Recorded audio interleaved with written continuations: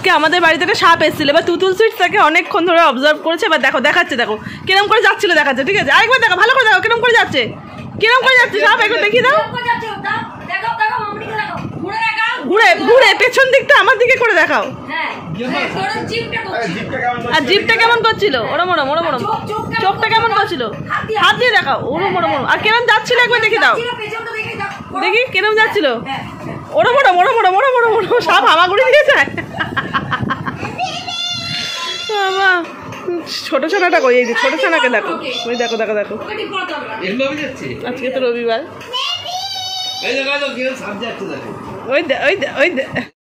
Hello বন্ধুরা, good morning, welcome back to my channel. আমি তোমাদের বন্ধু চন্দ্রিমা এসে গেছি একটা নতুন দিন নিয়ে, নতুন ব্লগ নিয়ে, নতুন ভিডিও নিয়ে।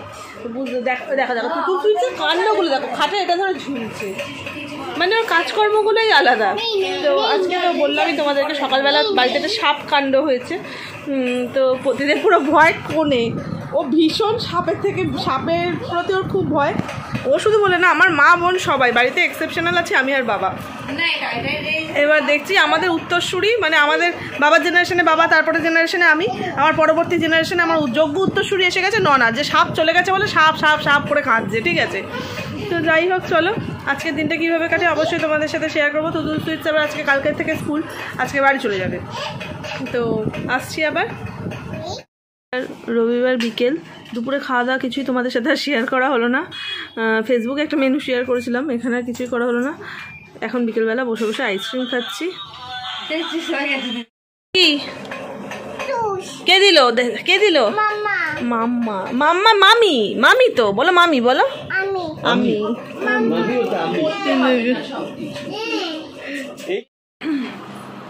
ভিডিও তো কিছুই বানানো হলো না। তারপর আর সন্ধ্যাবেলা যে বৌমনি দাদা এলো, তারপর তো বানানো হলো না। যাই হোক, কথা হচ্ছে যে বোন মেয়েদের জন্য, তারপর বোন প্রতিদেব আর দুই মেয়ে একটু বেরিয়েছিল, খুব সুন্দর দুটো জুতো এনেছে, দুজনের জন্য সেম জুতোই, এর এক জোড়া ওর এক জোড়া। তো সেই জুতোটা তোমাদের সাথে আর শেয়ার করা হলো না, দেখানো হলো না, নিউ কাট টাইপের। তো আমি কালকে দেখাবো, ঠিক আছে? আর দেখি ভিডিওটা কতক্ষণের হয় সারাদিন মিলে, যদি ঠিকঠাক টাইমিং দেখি তাহলে একটাই ভিডিও আসবে, নাহলে আবার সেই দুদিনের ভিডিও করে তারপর একসাথে তোমাদের সামনে আনবো। মা ওখানে ঢোলকবাবুকে রেডি করাচ্ছে ঘুমের জন্য, বুবলাইকেও মা রেডি করিয়ে দিয়েছে। তো চলো এই সুখগুলো যতদিন এখানে আছে একটু ভোগ করে নিই। বাড়িতে গেলে দুই ছেলে মেয়েকেই আমাকে রেডি করাতে হবে না, বুবলাইকে হয়তো প্রতিদিন করিয়ে দেবে। এবার ব্যাপারটা কী হয়ে যায়, ওর অফিস থেকে ফিরতে লেট হয়, বা লেট হলে আমি তখন আর ওয়েট করতে পারি না, আমি তাড়াতাড়ি করে রেডি করিয়ে নিই। তো চলো আজকের ভিডিওটা এখানেই শেষ করছি। পরবর্তী ভিডিও আসা পর্যন্ত তোমরা সেই ভালো থেকো, সুস্থ থেকো, হাসতে থাকো। এই যে সেজেছে, নাকেতে চুটলে দিয়ে কাকা করো, কাকা করো, মাথায় আসে ওরে, নাকে দিস না বাবা, খোল। হ্যাঁ ওই দেখো দেখো দেখো, কাকা করো। কথা যেটা হচ্ছে, টাইম মনে হয় আমাদের খুব খারাপ যাচ্ছে। তার কারণ হচ্ছে, মানে আমার কাছে আমার কাছে সবার কাছে পরিবারের বাচ্চারা সব ঠিক আছে, সব কিছু মানে সব কিছুই। তো তাদের যদি শরীর খারাপ হয়, কোনো কিছু তাদের অসুবিধা হয়, তার চেয়ে খারাপ সময় মনে হয় আমার কাছে কিছু হতে পারে না, মানে সত্যি তাই। তো তুতুল সুইটসকে বললাম, বিড়ালে আছড়ে দিয়েছে, ভ্যাকসিন জাস্ট নিয়ে এলো, ভ্যাকসিন করাতে হবে। ভ্যাকসিনের বিষয়টায় পরে কথা বলছি। আর ঢোলকবাবু হঠাৎ করে সন্ধ্যে থেকে পাগলের মতন কাজে, মার বোন গেছে ভ্যাকসিন করাতে তুতুলকে নিয়ে, আমি রয়েছি বাড়িতে, বাবাও ছিল, বুবলাই আর ঢোলকবাবু আমার কাছে রয়েছে, ঢোলকবাবু আর বুবলাই আমার কাছে রয়েছে। আর বুবলাই এত কাঁদছে কি বলবো, ঠিক আছে?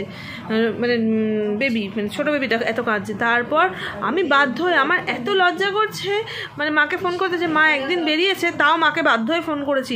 তার মধ্যে বোন গেছে ফোন ফেলে, ফোন করলাম, মা দৌড়তে এসছে। মানে আমি কীভাবে যে ঢোলককে প্রথমে অনেকক্ষণ কোলে নিয়ে উল্টে পাল্টে কিছুতেই চুপ করছে না, খাওয়াচ্ছি, মানে ফর্মুলা মিল্ক দিচ্ছি, ব্রেস্টফিড করাচ্ছি, কিছুতেই চুপ করছে না। তারপর সে ডিকলিক দিয়ে দিলাম পেট ব্যথার জন্য, মনে হলো পেট ব্যথা করছে, তারপর চুপ করলো। আর তুতুল সুইটসের ভ্যাকসিন হয়েছে, খুব কেঁদেছে গো আমার মেয়েটা, স্বাভাবিক তো। আর এটা বলেছে ডক্টর খুব ব্যথা হবে ভ্যাকসিনে। আবার বৃহস্পতিবার আরেকটা ভ্যাকসিন, এবার ভ্যাকসিনের কথাটা আসি। তুতুল সুইটসকে 3টে ভ্যাকসিন নিতে হবে।